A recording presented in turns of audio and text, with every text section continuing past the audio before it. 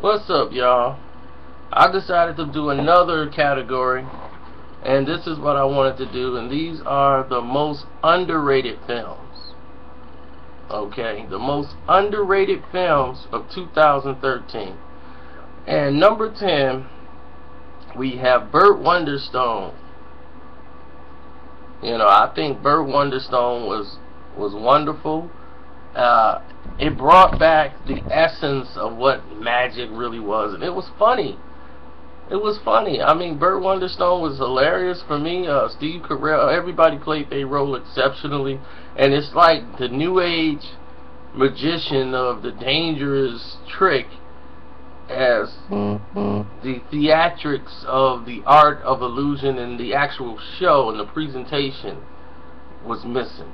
So it had a lot of heart, and again, Alan Arkin kills the role, and I thought that this was a wonderful movie. I didn't have a problem with it at all. I just didn't understand why it got so much backlash, even going into it. I just felt that it was unjust, for real. Just like number 9, Oz, the Great and Powerful. This was a great movie. I mean, it was a great prequel to the Wizard of Oz. I really didn't see a problem with it.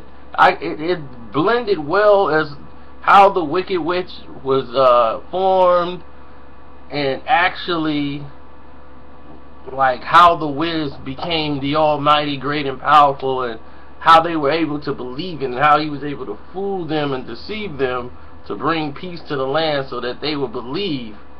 We need, oh my God, this guy is the man. Even though we all know from the Wizard of Oz he's powerless. I thought they did a tremendous job, and James Franco played a tremendous role. I don't even understand it. Number 8 is a surprise movie. It's called You're Next. You're Next was hilariously entertaining. It's about this family. They're in this cabin. It's like a winter cabin. The family's all out there. It's like a family get together. The brothers and sisters. They're bringing their their girlfriends over, and they're meeting the parents. And now the parents are being hunted. This killer is in the house, or he's out there outside the house, and they're trying to get in, and you don't know why all of this is happening. They're wearing these animal masks. And then they keep putting Your Next on the walls, and every time they slaughter somebody, and it was intense. It was really, really intense. I enjoyed it, and it was entertaining. I mean, that's what you wanted to see. I mean, I really thought this was going to be just a joke movie, but it was good and entertaining. Number 7, Escape Plan. I didn't find a problem with Escape Plan at all, and I thought it was a pretty good movie. I think a lot of times people just saw Sylvester Stallone, Arnold Schwarzenegger. I don't want to see that movie. It was a good movie. It was really a good movie. Sylvester Stallone is a guy who's a former prisoner who knew how to break out of prisons, and he had worked for a company to test their prison systems. He would go into the prisons and break out of them and get paid lump sums of money to do it, and he'll basically tell them their faults when it comes to the prison systems. So this other company had a prison system that they wanted him in. We want this guy locked in our prison system. See if Mr. Tough Guy gets out of that. So they create this plan that once they put him in, he was never supposed to get out. He was supposed to stay in. So they tricked him into this and wanted to keep him there. So it became a good story with a plot twist at the end. So you should enjoy that. Let's do number 6, The Iceman.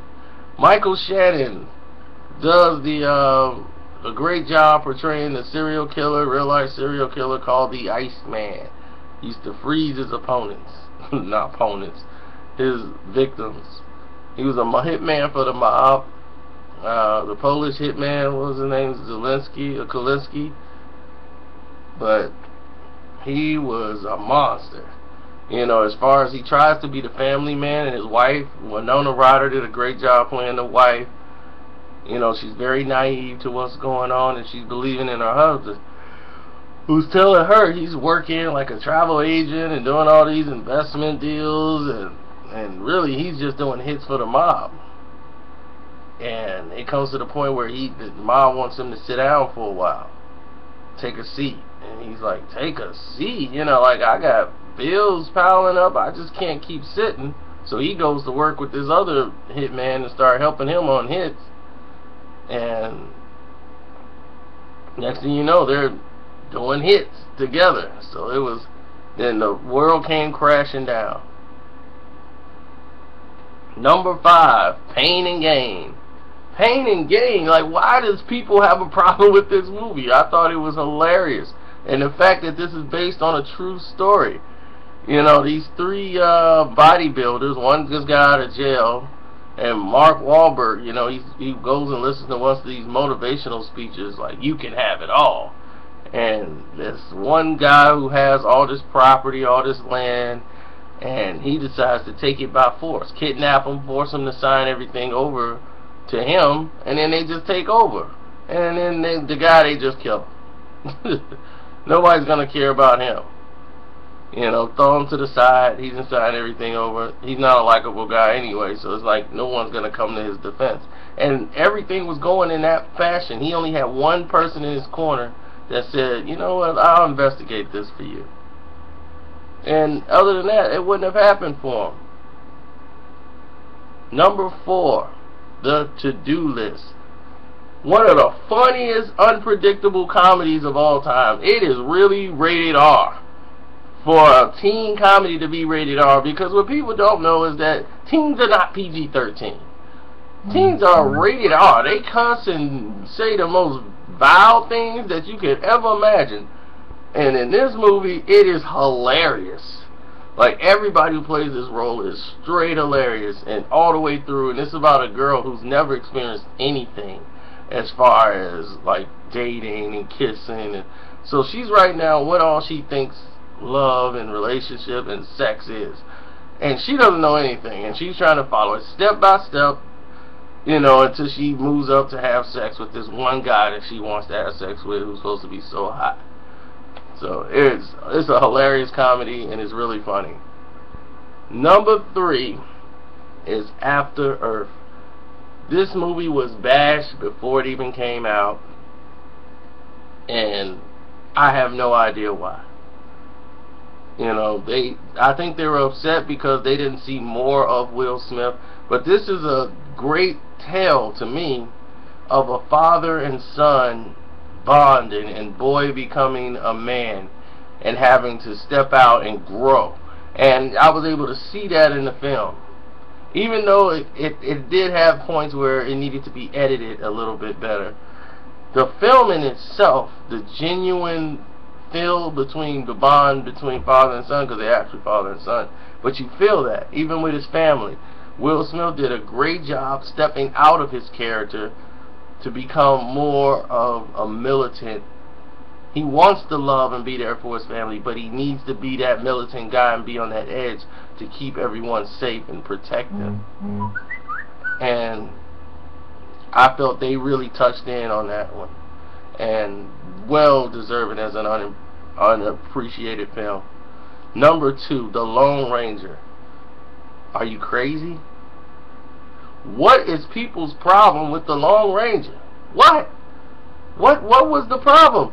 I mean, the action scenes were amazing. There was enough action in The Lone Ranger, and it's a Western theme, and it had modern day action in this movie, and I felt it was done well. I was like, this is impressive.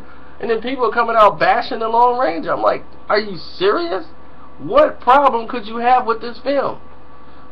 Johnny Depp playing a Native American. So what? He might be part Native American. You never know. I mean, the thing is, this movie was exceptionally good. It was shot well. The comedy was there. I mean, there was a couple of scenes where the Disney in it came in, when you see crabs come up out the sand. As soon as they're buried, all of a sudden it's like, bring in the crabs. Oh, it's crabs. You know, it's like, and the horse come and they got to pull them out. Other than that, you know, I had no problem with the movie. This movie was actually one of the darkest Disney movies I've seen. So, hats off to Disney for The Lone Ranger. You guys got hated on for no reason. The #1 most unappreciated film of the year was Now You See Me. The reason why is because it was amazing. I mean, granted, a lot of these things were random that would happen, but you were entertained. You wanted to see.